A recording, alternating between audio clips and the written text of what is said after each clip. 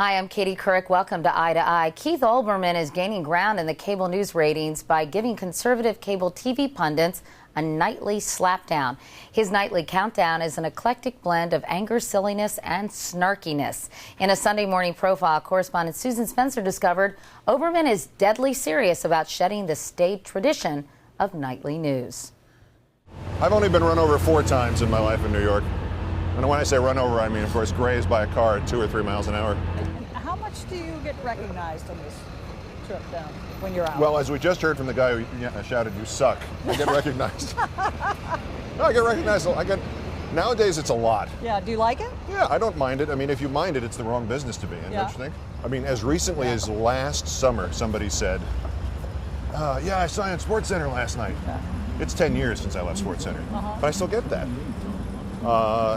Starting with the special comments, this all changed. This changed hurriedly. So when do you normally decide worst person in the role? The nominations close around 5. I can't believe I just asked that question. When do I decide the worst person? People seem to have taken that title a little too seriously. Oh no.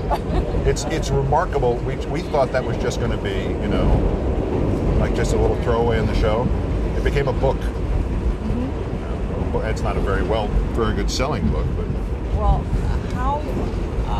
I mean, it seems like you first have to eliminate Bill O'Reilly, right? From that day. Well, we go through to see whether or not he's gotten to his own bar of foppery. This is the desk itself. This is the great rotating cheddar wheel of news. This business with wadding up the piece of paper. Yeah. I mean, you wad up the piece of paper every night throw it at the camera. and throw it at the camera. Yes. There's something about breaking the fourth wall. I think there's something to that. Second part of it is I'm so bad at it. I've had old ball players. I do Old Timers Day at Yankee Stadium every year. I'm one of the PA announcers. And one of the old Yankees from the 60s, John Blanchard, came up and said, "Yeah, just throw that every night. You never hit the camera." And I said, "You wouldn't keep watching if I hit the camera, would you?" "Hey, you're right."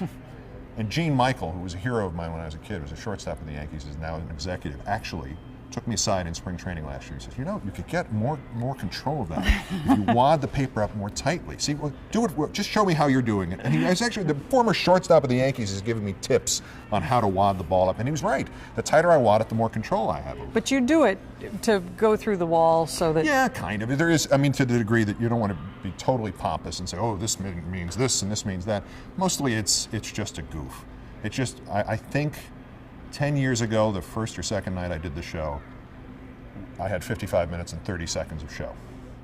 And I had nothing to do for the last 30 seconds. And rather than just sort of sitting there staring at the camera, or throwing to a promo or something, I just picked part of the script up and threw it.